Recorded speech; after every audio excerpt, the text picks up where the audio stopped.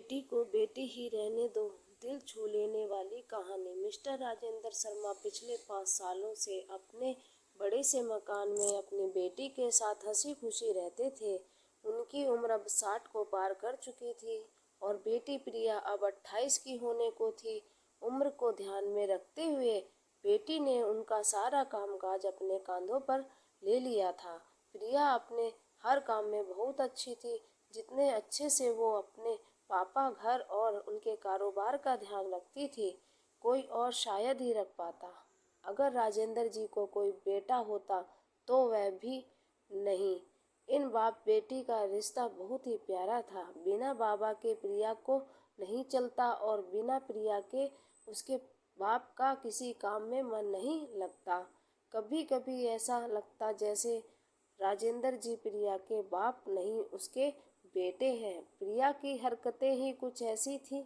बाबा को सुबह जल्दी उठकर जबरदस्ती वॉकिंग के लिए भेजना हो या छोटे बच्चों को जैसे दवाई पिलाते हैं वैसे ही पापा की दवाई उन्हें खिलानी हो, प्रिया का बर्ताव अपने बाबा के साथ बिल्कुल वैसे ही था जैसे कि किसी माँ का अपने बच्चे के साथ होता है। प्रिया के बाबा भी कुछ कम नहीं थे।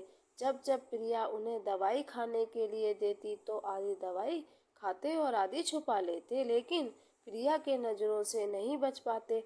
फिर वह उनके सामने खड़ी होकर सारी दवाई उन्हें जबरदस्ती खिलाती। रात को प्रिया के सोने के बाद चुपके से किचन में जाकर फ्रिज से मिठाई चुराकर खाना। बाबा की ऐसी शरारतें भी प्रिया पकड़ लेती थी। पकड़े जाने पर बाबा पानी पीने का बहाना करते, लेकिन प्रिया उनको समझाती कि मिठाई आपके लिए हानिकारक है। बाबा को याद दिलाती कि पिछली बार उनका शुगर लेवल कितना बढ़ गया था। अपने ही घर में मैं मिठाई भी नहीं खा सकता। बड़बड़ाते हुए नाराज होने की एक्टिंग करते हुए बाबा किचन से चले जाते।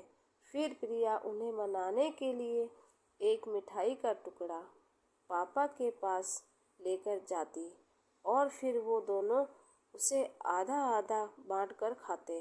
दोनों के चेहरे पर बड़ी स्माइल आ जाती। बस ऐसे ही दोनों की जिंदगी हंसी खुशी कट रही थी। उनका घर बहुत बड़ा था, उसमें कई कमरे थे, इसलिए उन्होंने सोचा कि एक किराएदार रख लिया जाए। पैसों के लिए नहीं, लेकिन प्रिया के ऑफिस जाने के बाद अकेले रह रहे राजेंद्र जी को थोड़ा सा ही समय सही किसी का साथ मिल जाए, इसलिए जल्दी ही एक किराएदार फाइनल हो गया। उसका नाम अमर सिंह था। उम्र उनकी 50-51 की होगी। एग्रीमेंट पेपर बनाने के दौरान पहली बार वह राजेंद्र जी और प्रिया से मिले। उन्होंने दोनों से मिलकर काफ़ी अच्छा लगा और अब अमर सिंह अपनी बीवी के साथ राजेंद्र जी के घर पर किराएदार के तौर पर रहने लगे। थोड़े दिन बीते थे कि लेकिन अमर सिंह राजेंद्र जी से अच्छी तरह घुल मिल गए थे। वह दोनों सुबह सुबह अब साथ में ही वॉकिंग के लिए जाया करते थे। कभी वह अमर सिंह के साथ तो कभी अमर सिंह और उनकी बीवी प्रिया और राजेंद्र जी के साथ डिनर किया करते। एक सुबह जॉगिंग के दौरान अमर सिंह ने कहा कि आप और प्रिया अकेले ही रहते हैं, आपको तो काफ़ी कुछ मैनेज करना पड़ता होगा। आप कैसे सब इतने अच्छे से संभाल लेते हैं? अजी, मैनेज क्या करना है, मेरी होशियार बेटी के लिए यह कुछ भी नहीं है। प्रिया सब इतने अच्छे से संभाल लेती है कि मुझे किसी बात की कोई चिंता ही नहीं है। राजेंद्र जी ने मुस्कुराते हुए कहा, हाँ वह तो ठीक है, लेकिन जब प्रिया ससुराल चली जाएगी तब आपके लिए यह सब मैनेज करना बड़ा मुश्किल हो जाएगा।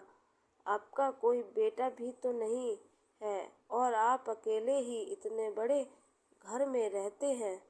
अमर सिंह ने अपना विचार बताते हुए कहा। राजेंद्र जी के चेहरे के हाव भाव बदल गए।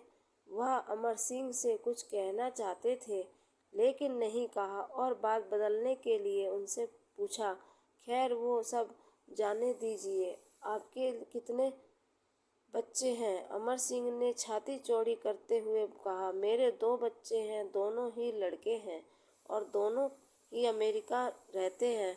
राजेंद्र जी को लगा जैसे अमर सिंह ने उन्हें ताना मार रहे हों, लेकिन फिर भी उन्होंने कुछ नहीं कहा और वे जॉगिंग करके अपने घर लौट आए। कुछ दिन बीते।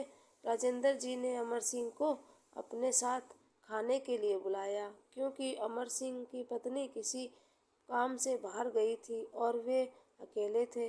अमर सिंह, राजेंद्र जी और प्रिया डाइनिंग टेबल पर बैठकर खाना खा रहे थे। पहला निवाला खाते हैं, अमर सिंह ने खाने की तारीफ करते हुए कहा।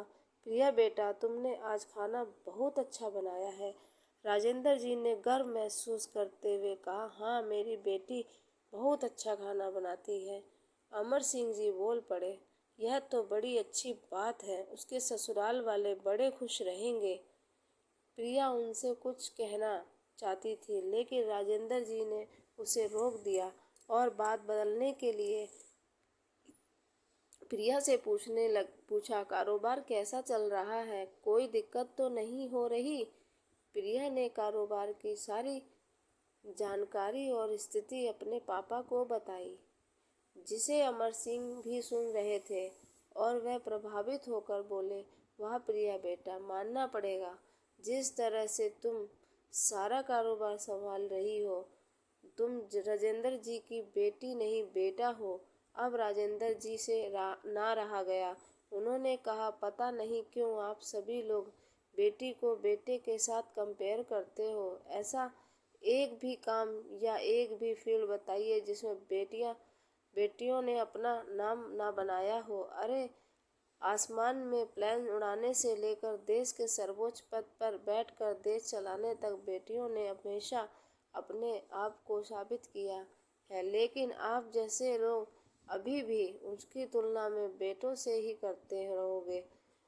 होते होंगे बेटे सबके लिए ज़्यादा इम्पोर्टेंट, मेरे लिए तो मेरी बेटी ही सबसे बढ़कर है और मैं यह फ़क्र से कह सकता हूँ, जो मेरी इस बेटी ने मेरे लिए किया, जितना प्यार मुझे दिया, उतना दुनिया का कोई भी बेटा नहीं दे सकता। चलिए मैं आपसे ही पूछता हूँ, आपके 2 बेटे हैं ना?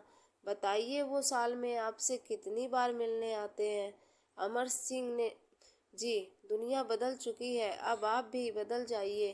बेटी को बेटी ही रहने दीजिए, उसे बेटा बनाने की कोशिश मत कीजिए। दोस्तों, इतनी सुंदर कहानी का एक छोटा सा सारांश आपको बताती चलूं। आप जब भी किसी बेटी का सम्मान करेंगे तो एक बेटी की तरह ही करना। ऐसा कभी मत कहना कि तुम बेटी नहीं बेटा हो।